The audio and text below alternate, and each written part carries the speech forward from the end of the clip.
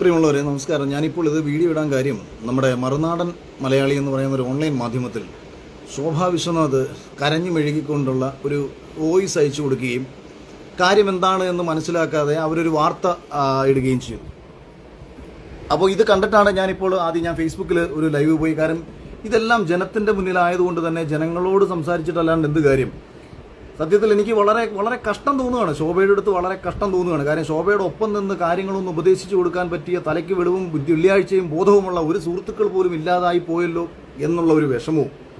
കാര്യം ഞാൻ ഇങ്ങനൊരു വിഷയം തുടക്കത്തിൽ ഉന്നയിച്ച സമയത്ത് അവരുടെ ഒപ്പം ഒരു ബോധമുള്ള ഒരു സുഹൃത്തുണ്ടായിരുന്നെങ്കിൽ പറഞ്ഞാൽ, ശോഭ നീ ആവശ്യമില്ലാതെ ഈ വിഷയത്തിൽ അഖിലിനെതിരെ തിരിയണ്ട, അഖിൽ നിനക്കെതിരെ ഒന്നും പറഞ്ഞിട്ടില്ല, നിന്നെ നേരിട്ട് ബാധിക്കത്തക്ക ഒരു കാര്യങ്ങളും പറഞ്ഞിട്ടില്ല. അയാൾ പറഞ്ഞത് ഒരു കോർപ്പറേറ്റ് ചാനലിൽ ഒരു ഷോയ്ക്ക് പിന്നിൽ നടക്കുന്ന ചില പ്രശ്നങ്ങളെക്കുറിച്ചാണെന്നും ആ പ്രശ്നങ്ങളെന്ന് പറയുന്നത് സ്ത്രീകൾക്ക് വേണ്ടി സംസാരിച്ചതാണെന്നും അതുകൊണ്ട് നീ ഇനി ഇതിനകത്ത് നിനക്ക് വേണ്ടപ്പെട്ട ആൾക്കാർ ആ ചാനലിൻ്റെ പിന്നിലുണ്ട്, അത് സത്യമാണ്. നീ പറഞ്ഞു കഴിഞ്ഞാൽ കേൾക്കുന്ന ആൾക്കാർ അവിടെ ഉണ്ട്. നിനക്ക് വേണമെന്നുണ്ടെങ്കിൽ നാളെ ഒരു മത്സരാർത്ഥിയെ കയറ്റിവിടാം, നാളെ ബിഗ് ബോസിൻ്റെ അൾട്ടിമേറ്റ് നിനക്ക് പോകാം. അതുകൊണ്ട് ഈ വിഷയത്തിൽ നീ അവരെ സപ്പോർട്ട് ചെയ്യാൻ പോകുമ്പോഴത്തേക്ക് പൊതുമധ്യത്തിൽ ജനങ്ങൾക്കിടയിൽ നിനക്ക് നെഗറ്റീവ് വരും എന്ന് തിരിച്ചറിയാതെ നീ ആവശ്യമില്ലാതെ അയാൾക്കെതിരെ പ്രതികരിക്കരുത് എന്ന് പറഞ്ഞു കൊടുക്കാൻ ബോധമുള്ള ഒരാൾ പോലും ഉണ്ടാവാത്തതിൻ്റെ കുഴപ്പമാണ് ശോഭയ്ക്ക് പറ്റിയത്. പിന്നെ ശോഭയുടെ ഉള്ളിൽ തികട്ടിക്കിടക്കുന്ന ഒരു പക, വിദ്വേഷം, ജലസ്, ഇതൊക്കെ തന്നെ എല്ലാ അർത്ഥത്തിലും, അതായത് മത്സരം കഴിഞ്ഞു താൻ 4ാം സ്ഥാനത്തേക്ക് പിന്തള്ളപ്പെട്ടു എന്നൊരു യാഥാർത്ഥ്യം ഇതുവരെയും മനസ്സിലാക്കാതെ ഇപ്പോഴും പോയി പല ആൾക്കാരുടെ അടുത്തും സംസാരിക്കുന്നതും ചാനലിലെ തന്നെ പല ആൾക്കാരുടെ അടുത്തും സംസാരിക്കുന്നതും എന്തോ കപ്പ് ഞാൻ തട്ടിയെടുത്തു എന്നുള്ള രീതിയിലൊക്കെയാണ്. പക്ഷേ ഇതിനകത്ത് ഇപ്പോൾ രസകരമായ കാര്യം ആലോചിച്ച് നോക്കൂ. ഞാനൊരു ലൈവ് ഇടുന്നു, ആ ലൈവിൽ ഞാൻ ചില കാര്യങ്ങൾ പറയുന്നു, അത് ജനറലൈസ് ചെയ്യിക്കാൻ ഇവർ ശ്രമിക്കുന്നു. ഞാൻ രണ്ടാമതൊരു ലൈവ് ഇടുന്നു, ആ ലൈവിൽ വളരെ കൃത്യമായി ഞാൻ കാര്യങ്ങൾ പറയുന്നു. ആ കാര്യങ്ങൾ കേട്ടാൽ ഏതു സാമാന്യ ബോധമുള്ള ഒരാൾക്ക് മനസ്സിലാവും ഞാൻ എന്താണ് പറഞ്ഞത് എന്നുള്ള കാര്യം.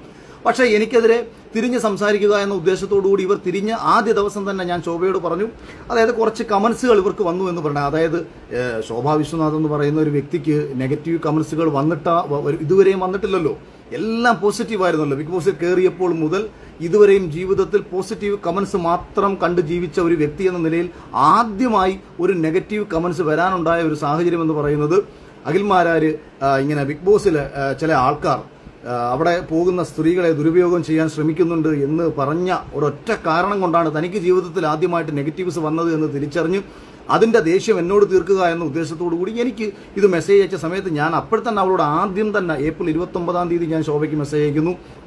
ശോഭ, ഞാൻ നിന്നെയോ നമ്മുടെ ഒപ്പമുള്ള മത്സരാർത്ഥികളെയോ ഒരാളെയും ഉദ്ദേശിച്ച് പറഞ്ഞിട്ടുള്ള കാര്യങ്ങളല്ല. അത് മാത്രവുമല്ല, നിങ്ങൾ അനാവശ്യമായിട്ട് ഇത് ഏറ്റുപിടിച്ച് വെറുതെ നമ്മൾ തമ്മിലുള്ള വിഷയമാക്കി മാറ്റാൻ വേണ്ടി ഈ വിഷയത്തെ വഴിതിരിച്ചു വിടാൻ അവർ ശ്രമിക്കും. അതുകൊണ്ട് വെറുതെ നീ ഇത് ഏറ്റുപിടിച്ച് വിഷയം നമ്മൾ തമ്മിലാക്കി മാറ്റരുത്. ഇനി നമ്മൾ തമ്മിൽ അങ്ങനെ വിഷയമാക്കി മാറ്റിക്കഴിഞ്ഞാൽ നിനക്ക് അനുകൂലമായിട്ട് അവർ ചെയ്ത കാര്യങ്ങളും അവരുടെ നീയുമായി ബന്ധപ്പെട്ടിട്ട പല കാര്യങ്ങളും എനിക്ക് വിളിച്ച് പറയേണ്ടി വരും. അത് നിനക്ക് തന്നെ കൂടുതലും മോശമായി മാറത്തതേ ഉള്ളൂ എന്ന് ഏപ്രിൽ 29-ാം തീയതി തന്നെ ഞാൻ പറഞ്ഞതാണ്. അപ്പോൾ ഇതും കേൾക്കാതെ ഞാൻ ഹൈദർ അലിക്ക് കൊടുത്ത ഇൻ്റർവ്യൂവിൽ വളരെ വ്യക്തമായി ഞാൻ ഒരു കാര്യം കൂടെ പറയുന്നു. സീസൺ 5-ലെ ഒരു മത്സരാർത്ഥി പോലും എൻ്റെ അടുത്ത് ഇത്തരം വിഷമങ്ങൾ നേരിട്ടിട്ടുള്ളതായിട്ട് പറഞ്ഞിട്ടില്ല എന്ന് ഞാൻ പറയുകയും ചെയ്തു. അപ്പോൾ തന്നെ ശോഭയെ സംബന്ധിച്ച് പ്രശ്നമുള്ള കാര്യവുമല്ല. എന്നിട്ട് പിന്നെയും കണ്ണീ കണ്ട ഓൺലൈൻ ചാനലുകളിലെല്ലാം പോകുന്നു, എല്ലാ മത്സരാർത്ഥികളെയും, എന്നെ അനുകൂലിച്ച് സംസാരിച്ച സകല മത്സരാർത്ഥികളെയും വിളിക്കുന്നു. ആ മത്സരാർത്ഥികളെ മൊത്തവും വിളിച്ചിട്ട് എനിക്കെതിരെ സംസാരിക്കാൻ വേണ്ടി പറയുന്നു. എന്നെ അനുകൂലിച്ചതിൻ്റെ പേരിൽ അവരോട് വഴക്കുണ്ടാക്കുന്നു. ഓരോരുത്തരെ കൊണ്ടും എനിക്കെതിരെ വീഡിയോ ചെയ്യിപ്പിക്കാൻ വേണ്ടി കണ്ടോ അവർ സ്ത്രീകളെ പറഞ്ഞത് കണ്ടോ എന്ന് പറഞ്ഞിട്ട് അനാവശ്യമായിട്ട് ഓരോരുത്തരെയും വിളിച്ച് പിരികേറ്റി എന്താണ്. കാരണം ഈ പല ആൾക്കാരും ഞാൻ പറഞ്ഞ ലൈവൊന്നും കേട്ടിട്ടില്ല. അപ്പം ലൈവിനകത്ത് അത് ശരി അഖിലിങ്ങനെ പറഞ്ഞു, എന്നാൽ പിന്നെ പ്രതികരിച്ചിട്ട് തന്നെ ബാക്കി കാര്യം. ഇങ്ങനെയാണ് പലരും പ്രതികരിച്ചത്. ഇവർക്കൊക്കെ യാഥാർത്ഥ്യം പിന്നീട് ഈ ശോഭ ഇവരെ കൊണ്ട് കുഴി ചാടിച്ചതിന് ശേഷമാണ് ഇവർക്ക് പോലും പിന്നീട് യാഥാർത്ഥ്യങ്ങളും ഇവർ പലരും പിന്നീട് എന്നോടത് പറഞ്ഞ കാര്യമാണ്. ഇപ്പം മറുനാടൻ ഷാജൻ എന്നോട് പറഞ്ഞതാണ്, അഖിലെ ഞാൻ സത്യത്തിൽ ഈ വിഷയത്തെക്കുറിച്ച് എനിക്കറിയില്ലായിരുന്നു. ഞാനിത് ശോഭ ഇങ്ങനെ കരഞ്ഞു വിളിച്ച് എനിക്കൊരു വോയിസ് അയച്ചു തന്ന സമയത്ത് ഞാനിത് അവരുടെ ഒരു പഴയ വിഷയത്തിൽ നമ്മൾ അവരെ സപ്പോർട്ട് ചെയ്തിട്ടുണ്ടായിരുന്നു. അതുകൊണ്ട് നമ്മളിത് വാർത്തയും കിട്ടതാണ്. അല്ലാതെ ഇതെന്താണ് അഖിൽ കുറേ വാർത്തകൾ ഞാനിങ്ങനെ കേട്ടു, അഖിലിങ്ങനെ സ്ത്രീകളെ പറ്റി ഇങ്ങനെ പറഞ്ഞു എന്നൊരു വാർത്ത കേട്ടു. അപ്പോൾ അത് ശരിയല്ലല്ലോ എന്ന് തോന്നി. ഞാൻ പറഞ്ഞു, ചേട്ടാ ഞാൻ അങ്ങനെ പറഞ്ഞു, നിങ്ങൾ കേട്ടോ, നിങ്ങൾ ഈ കേൾക്കാത്ത കാര്യത്തെക്കുറിച്ച് നിങ്ങൾ എന്തിനാണ് ഇങ്ങനെ വാർത്ത ഇടുന്നത്? ഇത് വളരെ കൃത്യമായി പറഞ്ഞ് പിന്നീട് എൻ്റെ മാറ്റർ അയച്ചു കൊടുത്തു. എനിക്ക് പെൺകുട്ടികൾ എനിക്ക് അയച്ചേക്കുന്ന ബുദ്ധിമുട്ടുകൾ നേരിട്ടിട്ട് എനിക്ക് അയച്ചേക്കുന്ന പേഴ്സണലി എനിക്ക് അയച്ചേക്കുന്ന ചില മെയിലുകൾ ഞാൻ അദ്ദേഹത്തിന് അയച്ചു കൊടുത്തു. എനിക്ക് വന്നേക്കുന്ന ചില വോയിസുകൾ ഞാൻ അയച്ചു കൊടുത്തു. അതോടൊപ്പം തന്നെ നിങ്ങൾക്ക് എല്ലാവർക്കും അറിയാവുന്ന 3 പെൺകുട്ടികൾ പരസ്യമായിട്ട് വന്ന് തങ്ങളുടെ അഭിപ്രായങ്ങൾ പറഞ്ഞു. ബിഗ് ബോസിലെ തന്നെ മുൻ മത്സരാർത്ഥികൾ പലരും ഞാൻ പറഞ്ഞ അഭിപ്രായത്തെ ശരിവെച്ച് സംസാരിച്ചു. അപ്പോൾ ഇതെല്ലാം കഴിഞ്ഞിട്ടും ന്യൂസ് 18 പോയി ഒരു ചർച്ചയിൽ പോയിരുന്നു സംസാരിക്കുന്നു.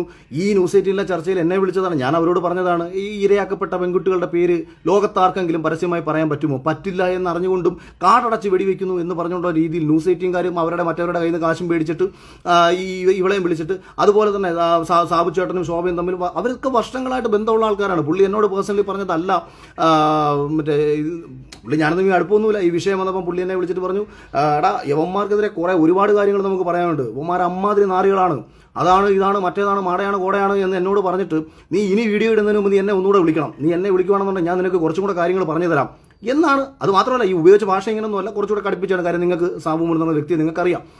പക്ഷേ അദ്ദേഹം ഈ പറഞ്ഞ ന്യൂസ് 18 ചാനലിലേക്ക് പോയിരുന്ന് സംസാരിക്കുന്ന സമയത്ത് ഭയങ്കര ഡിപ്ലോമാറ്റിക് ആയിട്ടാണ് സംസാരിക്കുന്നത്. രണ്ടായിക്കോട്ടെ, പക്ഷേ അവിടെ അദ്ദേഹം സംസാരിക്കുന്ന വിഷയത്തിന്റെ മെറിറ്റ് അടിസ്ഥാനത്തിൽ സംസാരിക്കുമ്പോൾ ഇവിടെ ശോഭ സംസാരിക്കുന്ന എന്നോടുള്ള വ്യക്തിവിരോധവും പകയും തീർത്തുകൊണ്ട്, കപ്പ് കിട്ടാത്ത നിരാശയും തീർത്തുകൊണ്ടാണ് അവിടെ സംസാരിച്ച് വെക്കുന്നത്. അപ്പോൾ ഇതിങ്ങനെ മുന്നോട്ട് പോകുന്നു. അപ്പോൾ സൈബർ ബുള്ളിങ് എന്ന് പറയുന്ന ആദ്യം വന്ന 4-5 കമന്റുകൾ തന്നെ ബാധിച്ചു. ഇത് പറഞ്ഞിട്ടാണ് സംസാരിക്കുന്നത്. ഇപ്പോൾ ചുരുക്കത്തിൽ ഇപ്പോൾ എന്താ സംഭവിച്ചത്? ചുരുക്കത്തിൽ ഇപ്പം കമന്റ് ബോക്സും പൂട്ടി ഓടിപ്പോയി, പുറത്തിറങ്ങി നടക്കാൻ പറ്റാത്ത രീതിയിൽ അത്രയും നെഗറ്റീവ്സ് സമൂഹത്തിൽ നിന്ന് ഇപ്പോൾ വന്നുകൊണ്ടിരിക്കുന്നതിന്റെ പ്രധാനപ്പെട്ട കാരണം ഈ വെളിവും വെള്ളിയാഴ്ചയും ബുദ്ധിയും ബോധവും ഇല്ലാതെ ഈ വിഷയത്തിൽ എടുത്തു വെച്ച് പ്രതികരിക്കാൻ പോയതുകൊണ്ടാണ്. ഒരാളെ ബാധിക്കാത്തൊരു വിഷയത്തിൽ മറ്റൊരാൾക്ക് വേണ്ടിയിട്ടാണ് ഇവർ സംസാരിക്കുന്നതെന്നൊരു തോന്നൽ വന്നു. ഞാൻ എന്നിട്ട് ശോഭയ്ക്ക് എനിക്ക് ഈ വന്ന മെയിലുകളിൽ ഞാൻ ചില മെയിലുകൾ ഒരു ശോഭയ്ക്ക് അയച്ചു കൊടുത്തു. അതുപോലെ തന്നെ ഒരു വോയിസ് ഞാൻ ശോഭയ്ക്ക് അയച്ചു കൊടുത്തു. ഞാൻ പറഞ്ഞു, ശോഭ, ഞാൻ നിന്റെ നമ്പർ കൊടുക്കാം, നിങ്ങളൊക്കെ വലിയ സ്ത്രീപക്ഷ പുരോഗമനവാദികളാണല്ലോ, നിങ്ങൾക്കൊരു കാര്യം ചെയ്യാമോ, നിനക്ക് ഈ വിഷയത്തിൽ ഈ പെൺകുട്ടിക്ക് നീതി നേടി കൊടുക്കാൻ പറ്റുമോ? ഞാൻ പേഴ്സണലി ശോഭയ്ക്ക് മെസ്സേജ് അയച്ചു. ഒരു റിപ്ലൈ ഇട്ടിട്ടില്ല, ഒരു കാര്യങ്ങളും വേണ്ടിയിട്ടില്ല. അതുപോലെ തന്നെ ശോഭയ്ക്കെതിരെ ശോഭ വലിയ ചാരിറ്റി തട്ടിപ്പ് നടത്തുന്നതും ആദിവാസി കുട്ടികളുടെ പേരിൽ കോടിക്കണക്കിന് രൂപയുടെ തട്ടിപ്പ് നടത്തുന്നു എന്ന് പറഞ്ഞിട്ട് ശോഭയുടെ ഇപ്പോൾ റിലേഷൻഷിപ്പും കാര്യങ്ങളൊക്കെ അന്വേഷിച്ച് കഴിഞ്ഞാൽ ഈ സാമ്പത്തിക തട്ടിപ്പൊക്കെ എവിടേക്ക് പോകുന്നു, ഏതൊക്കെ ബിസിനസ് തലത്തിലേക്ക് പോകുന്നു എന്നും അന്വേഷിച്ചാൽ മനസ്സിലാക്കാൻ പറ്റുന്ന കാര്യങ്ങളൊക്കെ ആയിരുന്നു. അപ്പോൾ ഇങ്ങനൊരു വാർത്ത ശോഭയുടെ ഫോട്ടോയും പേരും വെച്ച് നിങ്ങൾ ആലോചിക്കണം. ഞാൻ പേര് പറഞ്ഞിട്ടില്ല, ഞാൻ ശോഭയ്ക്കെതിരെ ഒന്നും പറഞ്ഞിട്ടില്ല, എന്നിട്ട് കൂടിയും, അതായത് ഒരാളുടെ പേര് പറയാതെ അയാളെ ഒരു സ്ഥലത്തും പരാമർശിക്കാതെ ഞാൻ പറഞ്ഞൊരു വിഷയത്തിൽ എനിക്കെതിരെ മാനനഷ്ട കേസ് അല്ലെന്നുണ്ടെങ്കിൽ എനിക്കെതിരെ കേസ് കൊടുക്കാൻ വേണ്ടി നടന്ന ഒരാൾ തൻ്റെ ഫോട്ടോയും തൻ്റെ പേരും വെച്ചിട്ട് ചാനൽ ചർച്ചകളിലും മറ്റും നിറഞ്ഞു നിൽക്കുന്ന കേരളത്തിലെ ഒരു ആക്ടിവിസ്റ്റ് ആയിട്ടുള്ള ഒരു ലേഡി അവർക്കെതിരെ ഒരു പോസ്റ്റ് ഇടുന്ന സമയത്ത് ഒരക്ഷരം ഇതിനെതിരെ പ്രതികരിച്ചില്ല എന്ന് മാത്രമല്ല, ഒരു മാനനഷ്ടം കൊടുത്തിട്ടുമില്ല, ഒരു മാനനഷ്ടവും അവിടെ കൊടുത്തില്ല. എന്നിട്ട് ഞാനന്ന് ചോദിക്കുന്നുണ്ട്, ഇതെന്താണ് ഈ വിഷയം, നീ എന്തുകൊണ്ട് ഇതിനകത്ത് മാനനഷ്ടത്തിന് പോകുന്നില്ല? അപ്പോൾ മാനനഷ്ടത്തിന് പോയി കഴിഞ്ഞാൽ ചിലപ്പോൾ അവിടെ തെളിവുകൾ വരും. തെളിവുകൾ വരുന്ന സമയത്ത് ഈ ചാരിറ്റിയും തട്ടിപ്പും എല്ലാം കുടുങ്ങും. അതുകൊണ്ടായിരിക്കും. അല്ലാതെ എന്തുകൊണ്ടാണ് നിങ്ങൾ ചോദിക്കുക, നിങ്ങൾ പേഴ്സണലി പോയി ചോദിക്കുക, എന്തുകൊണ്ട് ധന്യാരാമനെതിരെ ഇതിന് കൊടുത്തില്ല എന്ന് പറയുന്നൊരു സംഭവം നിങ്ങൾ പോയി ചോദിക്കുക. അപ്പോൾ ഈ ഒരു സംഭവം ഒത്തിനകത്തും നിശബ്ദയായിരുന്ന ശോഭയ്ക്കെതിരെ പറയാതിരുന്ന എനിക്കെതിരെ പറഞ്ഞു എന്നുള്ളത് തന്നെ ശോഭയ്ക്ക് എന്തൊക്കെയോ എവിടൊക്കെയോ ഒളിക്കാനും തെളിക്കാനും ഉണ്ട് എന്നുള്ളത് തന്നെയാണ് കാരണം.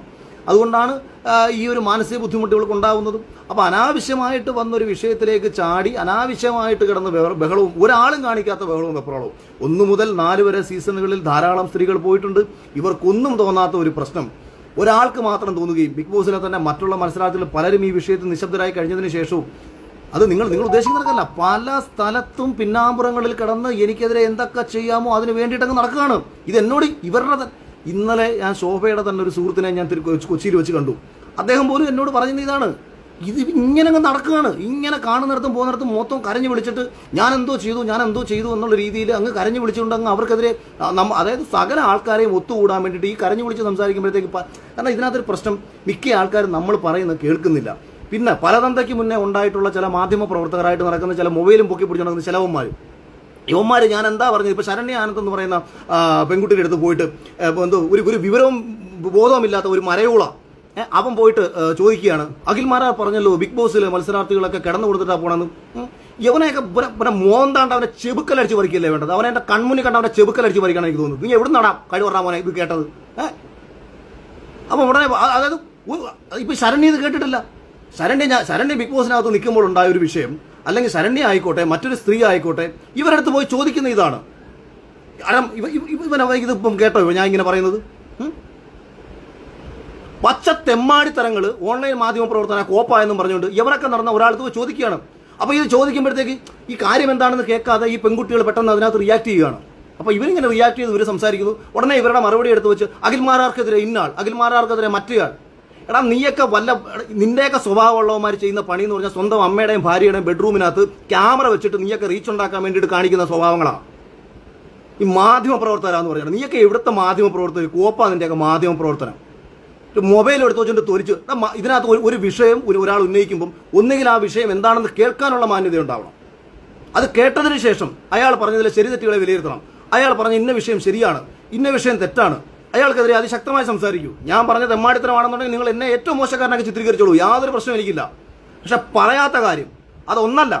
അതുപോലെ സ്മാർട്ട് പിക്സ് പീഡിയ എന്ന് പറയുന്ന ഒരു ചാനലിൽ ഒരു ആങ്കർ പെണ്ണിനെ കൊണ്ട് ഇതിങ്ങനെ കിടന്ന് ചോദിക്കുന്നത് കേട്ടു. സത്യത്തിൽ ഈ തെമ്മാടികൾക്കെതിരെ ഞാനാണ് മാനനഷ്ടത്തിന് കൊടുക്കേണ്ടത്. അല്ല, നമ്മൾ പറയാത്ത ഒരു കാര്യം അനാവശ്യമായിട്ട് ഞാൻ പറഞ്ഞു എന്ന് പറഞ്ഞുകൊണ്ട് അങ്ങ് പ്രചരിപ്പിച്ചിട്ട് നടക്കുകയാണ്. 1, 2, 3 ലൈവുകൾ നമ്മൾ ഈ വിഷയത്തിൽ ഇട്ടു. ഇതിലെല്ലാം വളരെ കൃത്യമായിട്ട് ഞാൻ പറഞ്ഞിട്ടുള്ള കാര്യമാണ്. അതായത് ഒരു സമൂഹത്തിൽ ഏതെങ്കിലും മേഖലയിൽ, അത് ഏത് മേഖലയായിക്കോട്ടെ, സിനിമ ആയിക്കോട്ടെ, സീരിയൽ ആയിക്കോട്ടെ, ബിസിനസ് ആയിക്കോട്ടെ, ഏത് വ്യവസായിക, ഏത് സമസ്ത മേഖലകളിലും ഏതെങ്കിലും ഒരു സ്ഥലത്ത് ഒരു പ്രശ്നം ഉണ്ടായിക്കഴിഞ്ഞാൽ ആ പ്രശ്നം ഒരാൾ ഉന്നയിച്ചു കഴിഞ്ഞാൽ ആ മേഖലയിൽ മൊത്തം വർക്ക് ചെയ്യുന്നവരാണോ? ഇപ്പൊ കേരളത്തിൽ നമ്മളിങ്ങനെ പൊതുവെ പറയുന്ന ഒരു സ്റ്റേറ്റ്മെന്റ് ഉണ്ട്, കേരളത്തിലെ സ്ത്രീകൾ സുരക്ഷിതരല്ല, ഉത്തർപ്രദേശിലെ സ്ത്രീകൾ സുരക്ഷിതരല്ല, ഡൽഹിയിലെ ഒരു പെൺകുട്ടിയുടെ പീഡനം നടന്ന സമയത്ത് നമ്മൾ പറഞ്ഞു ഡൽഹിയിലെ സ്ത്രീകൾ സുരക്ഷിതരല്ല. അതിന്റെ അർത്ഥം നിന്റെ അമ്മയോ പെങ്ങളോ ഡൽഹിയിലുണ്ടെന്നുണ്ടെങ്കിൽ അവരുടെ അടുത്ത് നീ ക്യാമറ കൊണ്ട് ചോദിക്കോ, ചേച്ചി സുരക്ഷിതയാണോ, ചേച്ചി ഇന്നലെ ബസ്സിനകത്ത് പോയപ്പോ ആരെങ്കിലും പീഡിപ്പിച്ചോ? ഞാൻ മറുനാടന്റെ ഒരു വാർത്ത കണ്ടു. അതിൽ ശോഭ വലിയ ക്ഷമിക്കണം, ഞാൻ ഇടയ്ക്ക് എൻ്റെ ഒരു അങ്ങനെ ആരെങ്കിലും ചോദിക്കുമോ? ഇപ്പൊ കേരളത്തിലെ സ്ത്രീകൾ സുരക്ഷിതരല്ല എന്ന് ഏതെങ്കിലും ഒരു ചാനലിൽ നിന്ന് ഒരാൾ സംസാരിക്കുകയാണ്, അല്ലെങ്കിൽ ഒരു പത്രത്തിലൊരു തലക്കെട്ട് വരികയാണ്, സ്ത്രീകൾ ഇവിടെ സുരക്ഷിതരല്ല, സ്ത്രീകൾ ഇവിടെ സുരക്ഷിതരല്ല, ജനറലൈസ് ചെയ്ത് തന്നെയാണ് ആ സ്റ്റേറ്റ്മെന്റിന്റെ അർത്ഥം. സ്ത്രീകൾ ഇവിടെ സുരക്ഷിതരല്ല എന്ന് പറഞ്ഞാൽ അതൊരു റെക്കോർഡിക്കലി, ഒരു ക്രൈം റെക്കോർഡ് പ്രകാരം ഒരുപാട് പെൺകുട്ടികൾക്ക് ബുദ്ധിമുട്ട് അനുഭവിക്കേണ്ടി വരുന്നുണ്ട്. അതുകൊണ്ട് നീ പറഞ്ഞ നിന്റെ ഒരു ഓൺലൈൻ ഉണക്കം നിന്റെ ക്യാമറ എടുത്ത് വെച്ചുകൊണ്ട് നീ നടന്നിട്ട് നിന്റെ അമ്മയെടുത്തും നിന്റെ പെങ്ങളെടുത്തും നിന്റെ ഭാര്യയെടുത്തും നീ ചോദിച്ചിട്ട് സ്റ്റേറ്റ്മെന്റ് പുറത്തു വിടുവോ? ചേച്ചി ഇതാണ്ട് ഇന്ന മുഖ്യധാര മാധ്യമമായ ഇന്ന മാധ്യമം പറഞ്ഞല്ലോ സ്ത്രീകൾ ഇവിടെ സുരക്ഷിതരല്ല, അതുകൊണ്ട് എൻ്റെ അമ്മ സുരക്ഷിതയല്ല, എൻ്റെ പെങ്ങൾ സുരക്ഷിതയല്ല എന്ന് നീ പറയൂ. അപ്പോൾ നമ്മൾ ഒരു വിഷയം പറയുന്നത് ചിലപ്പോൾ ഒരാളായിരിക്കും സുരക്ഷിതയല്ലാത്തത്, ഒരാളായിരിക്കും. അത് പറയാതിരിക്കേണ്ട കാര്യമുണ്ടോ? ഒരാൾക്കൊരു പ്രശ്നം, നമ്മൾ ഈ കോടതിയിൽ പറയാറുണ്ട്, 1000 അപരാധികൾ ശിക്ഷിക്കപ്പെട്ടാലും ഒരു നിരപരാധി പോലും ശിക്ഷിക്കപ്പെടാൻ പാടില്ല. അങ്ങനെ വേണം. അതുപോലെ കണ്ണ് മൂടിക്കെട്ടിയിരിക്കുന്ന നീതി ദേവതയാണ് നമ്മളെ കോടതി കാണിച്ചേക്കുന്നത്. എന്തുകൊണ്ടാണ് കണ്ണടച്ചേക്കുന്നത്? കണ്ണ് തുറന്നു പിടിച്ച് കാണുന്ന കാഴ്ചയെക്കാട്ടിലും ഉള്ളിലുള്ള നീതിബോധത്തിന്റെ അടിസ്ഥാനത്തിൽ കാണാതെ തന്റെ മനസ്സുകൊണ്ടും തന്റെ തലച്ചോറ് കൊണ്ടും നീതിയെയും യുക്തിയെയും മനസ്സിലാക്കി വേണം ഒരു ജഡ്ജ്മെന്റ് പുറപ്പെടുവിപ്പിക്കാൻ എന്നുള്ള ഒരു ഉദ്ദേശത്തിന്റെ ഒരു സൂചനയുടെ ഫലമായിട്ടാണ് കോടതിയിൽ ആ ഒരു കണ്ണ് കെട്ടിയ നീതി ദേവതയെ വെച്ചേക്കുന്നത്. കാര്യം പണം കണ്ട് കണ്ണ് മഞ്ഞളിക്കാൻ പാടില്ല, അധികാരം കണ്ട് കണ്ണ് മഞ്ഞളിക്കാൻ പാടില്ല. അധികാരിയായിട്ടുള്ള ഒരാൾ തന്റെ മുന്നിൽ നിന്നാലും പണമുള്ളൊരുവൻ തന്റെ മുന്നിൽ നിന്നാലും നീതി തേടി വരുന്ന ഒരുവന് ഇതൊന്നുമില്ലെങ്കിൽ പോലും നീതി നേടി കൊടുക്കാൻ ന്യായാധിപന് കഴിയണം എന്നുള്ളതിന്റെ ഒരു സൂചനയാണ് അവിടെ വരുന്നത്. അതുകൊണ്ട് വളരെ ഗുരുതരമായിട്ടുള്ള നാളെയിൽ ഞാൻ ഈ പറഞ്ഞതുകൊണ്ടുള്ള ഏറ്റവും പ്രധാനപ്പെട്ട ഫലം ഒരൊറ്റ ഫലമാണെന്നേ ഞാൻ പറയത്തുള്ളൂ. ഇവരാരും ശിക്ഷിക്കപ്പെടാനും പോകുന്നില്ല, ഇവരുടെ പേരിൽ ഒരു നടപടിയും എടുക്കാൻ പോകുന്നില്ല എന്നുള്ള വളരെ ഉറച്ച ബോധ്യം എനിക്കുണ്ട്. കാര്യം എന്തുകൊണ്ടെന്ന് പറഞ്ഞാൽ അഖിൽമാരാരെ പോലെ ഒരുവൻ ഉന്നയിച്ച വിഷയത്തിനകത്ത് ഒരു നടപടിയെടുത്ത് എന്നെ വലിയ സ്റ്റാറെന്ന് ആക്കാൻ ഇവരാരും നടക്കത്തില്ല. പക്ഷേ നാളെയിൽ ഇവർക്ക് എന്തായാലും ഒരു നോട്ടീസ് വരും. ഇനി ഈ ചാനലിന് അപമാനം ഉണ്ടാക്കുന്ന രീതിയിൽ, ഇനി ഈ ഷോയ്ക്ക് അപമാനം ഉണ്ടാക്കുന്ന രീതിയിൽ ഏതെങ്കിലും വഴിവിട്ട നീക്കങ്ങൾ നിങ്ങളുടെ ആരുടെയെങ്കിലും ഭാഗത്തുണ്ടായെന്ന് ഇനി കണ്ടെത്തിയാൽ നിങ്ങൾക്കെതിരെ നടപടി ഉണ്ടാകും എന്ന് പറഞ്ഞുകൊണ്ട് അവർക്കെതിരെ കൃത്യമായിട്ടുള്ള ഒരു ഷോക്കോസ് ഇവർക്ക് കൊടുക്കാൻ പറ്റും. 2, ഇനി ഇത്തരം ഷോകളിലേക്ക് പോകുന്നവർ, അത് ബിഗ് ബോസ് ആയിക്കോട്ടെ, സീരിയൽ ആയിക്കോട്ടെ, സിനിമ ആയിക്കോട്ടെ, ഇത്തരം ഷോകളിലേക്ക് പോകുന്ന സ്ഥലത്തേക്ക് എത്തുമ്പോൾ ഒരു പെൺകുട്ടിക്ക് തനിക്കുണ്ടാവുന്ന ഒരു ബുദ്ധിമുട്ട്, അതായത് അവളുടെ സമ്മതമില്ലാതെ, സമ്മതത്തോടുകൂടി ഒരു പെൺകുട്ടി ആരുമായി ശരീരം പങ്കിട്ടാലും എനിക്ക് യാതൊരു പ്രശ്നവുമില്ലാതെ രണ്ടുപേരും തമ്മിലുള്ള സന്തോഷത്തിന്റെ ഭാഗം മാത്രമാണ്. അതിനെക്കുറിച്ചല്ല ഞാനീ പറയുന്നത്. അതിന്റെ പേരിൽ ഒരാളെയും ദ്രോഹിക്കാനും പാടില്ല. സമ്മതത്തോടുകൂടി പോയിട്ട് ഒരു ചെറുപ്പക്കാരനെ ദ്രോഹിക്കാൻ പാടില്ല. കാര്യം നേടിയെടുക്കാൻ പോയിട്ട് വേറൊരാളെയും ദ്രോഹിക്കാൻ പാടില്ല. പക്ഷേ നിങ്ങളുടെ സമ്മതമില്ലാതെ, നിങ്ങളുടെ അറിവില്ലാതെ നിങ്ങളുടെ ശരീരം മറ്റൊരാൾ ആവശ്യപ്പെട്ടാൽ അതിനെതിരെ ചോദ്യം ചെയ്യാൻ ഒരു പെൺകുട്ടിക്ക് ഏതെങ്കിലും രീതിയിൽ ഒരു ധൈര്യം ഞാൻ ഈ ചെയ്ത വീഡിയോയിൽ കിട്ടുമെങ്കിൽ അതാണ് എനിക്ക് കിട്ടുന്ന ഏറ്റവും വലിയ കാര്യമെന്നേ ഞാൻ വിശ്വസിക്കുന്നുള്ളൂ. അല്ലാതെ ഇതുകൊണ്ട് എനിക്ക് എന്ത് നേട്ടമാണെന്ന് മാത്രം പറഞ്ഞുകൊണ്ട് കാര്യമില്ലാത്ത കാര്യത്തിൽ അനാവശ്യമായിട്ട് ഇടപെട്ട് സ്വയം കുഴിയിലേക്ക് പോയി വീണ ശോഭയോട് ഇനിയെങ്കിലും ബുദ്ധിയും വിവരവുമുള്ള ആരെങ്കിലും കൂടെ നടക്കുന്നുണ്ടെങ്കിൽ ഒന്ന് ഉപദേശിച്ചു കൊടുക്കണം. ശോഭ, നീ സ്വയം നിന്റെ കുഴി വെട്ടി നീ ഇപ്പോൾ ഇരുന്ന് കരയുകയാണെന്ന് പറഞ്ഞു കൊടുക്കണം. ഇന്നലെ മറുനാടനിൽ പിടിച്ച് കരയുന്നത് കേട്ടു. ഇങ്ങനെ അതിന് എത്ര പേരെടുത്ത് ഇങ്ങനെ കരയുന്നുണ്ടെന്ന് ആർക്കറിയാം. എന്തായാലും നാളെ 23-ാം തീയതി തിരുവനന്തപുരം പട്ടം പോലീസ് സ്റ്റേഷനിൽ ഹാജരാകണം. അപ്പോൾ തിരുവനന്തപുരത്ത് ആരെങ്കിലും ഒക്കെ ഉണ്ടെന്നുണ്ടെങ്കിൽ നമുക്ക് സമയം പോലെ കാണാം. കേസും കാര്യങ്ങളും പ്രശ്നമല്ല. ശരിക്കും വേണ്ടി സംസാരിക്കുമ്പോൾ ഒരു കേസ് വരുന്നില്ല, എന്താ കുഴപ്പം? പക്ഷേ എനിക്കിനകത്ത് രസകരമായ കാര്യം നിന്ന് പണ്ട് ശോഭയെ കള്ളക്കേസിൽ കുടുക്കി എന്ന് പറഞ്ഞിട്ട് ശോഭ ഭയങ്കരമായി കരഞ്ഞു വിളിച്ച് നടക്കുന്നൊരു സംഭവം ഉണ്ടായിട്ടുണ്ട്. അതേ ശോഭയാണ് എനിക്കെതിരെ ഞാൻ പറയാത്ത കാര്യം പറഞ്ഞിട്ട് കള്ളക്കേസ് കുടുക്കി എന്ന് ഒരു കള്ളക്കേസ് ഉണ്ടാക്കിക്കൊണ്ട് നടക്കുന്നത് എന്നുള്ളത് മറ്റൊരു സത്യം. സ്വന്തം കാര്യം നേടിയെടുക്കാൻ വേണ്ടിയിട്ട് ഇതെല്ലാം ഇതിനപ്പുറവും ചെയ്യും. ഒരു പക്ഷേ നമ്മുടെ ഇപ്പം ഒന്ന് ചുമ്മാ ഞാനൊരു അസംഷൻ പറയാണ്, എൻ്റെ ഒരു തോട്ട് പറയുകയാണ്. പല ആൾക്കാരെയും കൊടുക്കാൻ വേണ്ടിയിട്ട് ഉപയോഗിച്ചുള്ള കാര്യം ഒരു പക്ഷേ നാളെ അങ്ങനെ സംഭവിക്കാതിരിക്കാൻ വേണ്ടി എൻ്റെ ഒരു മുൻകൂർ ഒരു തോട്ട് ഞാൻ പറയുകയാണ്. ഇപ്പോൾ ഈ ഞാനും ശോഭയും തമ്മിൽ ശത്രുക്കളാണെന്ന് പൊതുമധ്യത്തിൽ ഒരു ടോക്കുണ്ടല്ലോ. അതുകൊണ്ട് തന്നെ ശോഭയ്ക്ക് എന്ത് സംഭവിച്ചാലും അത് അഖിൽ മാരാർ ചെയ്തതായിരിക്കുമെന്ന് നിങ്ങൾ കരുതും. നിങ്ങളങ്ങനെ കരുതി ചെയ്യരുത്. ഞാൻ സ്വപ്നത്തിൽ പോലും ഒരു രീതിയിലും ഒരാളെ ഹാം ചെയ്യുന്ന രീതി ചിന്തിക്കുന്ന ഒരാളല്ല. ഞാൻ ഉദാഹരണം കൂടെ കൂട്ടത്തിൽ പറയാം. എൻ്റെ ആർമി ഗ്രൂപ്പ് നടത്തിക്കൊണ്ടിരുന്നൊരു ചെറുപ്പക്കാരൻ, അവൻ എനിക്ക് ഒരു വോയിസ് അയച്ചു തരുന്നു. ഒന്നല്ല, ഒരു 5-8 വോയിസുകൾ എനിക്ക് അയച്ചു തരുന്നു. കാരണം ശോഭയ്ക്കെതിരെ പല ചേച്ചിമാരും പല അമ്മമാരും ഭയങ്കര മോശമായിട്ട് സംസാരിക്കുന്ന ഗ്രൂപ്പുകളിൽ വന്ന ചില വോയിസുകൾ എനിക്ക് അയച്ചു തരുന്നു.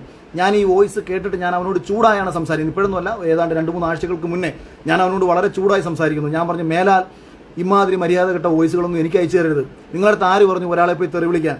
നിങ്ങളടുത്ത് ഞാൻ പറഞ്ഞോ ശോഭയെ പോയി തെറി വിളിക്കാൻ? ശോഭയെന്നല്ല ഒരാളെയും എൻ്റെ പേരും പറഞ്ഞ് നിങ്ങൾ തെറി വിളിക്കരുത്. നിങ്ങൾ മോശമാക്കി ചിത്രീകരിക്കരുത്, മോശമായ കമൻറ്റ് ഇടരുത്. കാരണം നിങ്ങൾ എന്നെ സ്നേഹിക്കുന്നു എന്ന് പറഞ്ഞതിൻ്റെ അർത്ഥം നിങ്ങൾ എന്നെ സപ്പോർട്ട് ചെയ്യുക. അഖിലേട്ടൻ്റെ കൂടെ ഞങ്ങളുണ്ട്, അഖിലേട്ടൻ പറയുന്ന വിഷയം ശരിയാണ് എന്ന് ഞങ്ങൾക്ക് ബോധ്യമുണ്ട്, ഇതാണ് എന്നോടുള്ള സപ്പോർട്ട്. അല്ലാതെ ഞാൻ പറയുന്ന വിഷയം ശരിയായതുകൊണ്ട് അപ്പുറത്ത് പോയി അവരെ തെറി വിളിക്കുകയോ അവരെ മോശമാക്കി ചിത്രീകരിക്കുകയോ ചെയ്യുന്നതല്ല എന്നോടുള്ള സ്നേഹം. അത് നിങ്ങളുടെ വികലതയെന്ന് എനിക്ക് പറയാൻ പറ്റും. അതുകൊണ്ട് ഞാൻ ഒരിക്കലും ഇത് പ്രോത്സാഹിപ്പിക്കുന്ന ഒരാളല്ല. ഇനി ഞാൻ പറഞ്ഞു വന്ന വിഷയം, ഈ പൊതുമധ്യത്തിൽ 2 പേരെ ശത്രുക്കളാക്കി പൊതുമധ്യത്തിൽ സമൂഹം ചിത്രീകരിക്കുന്നു.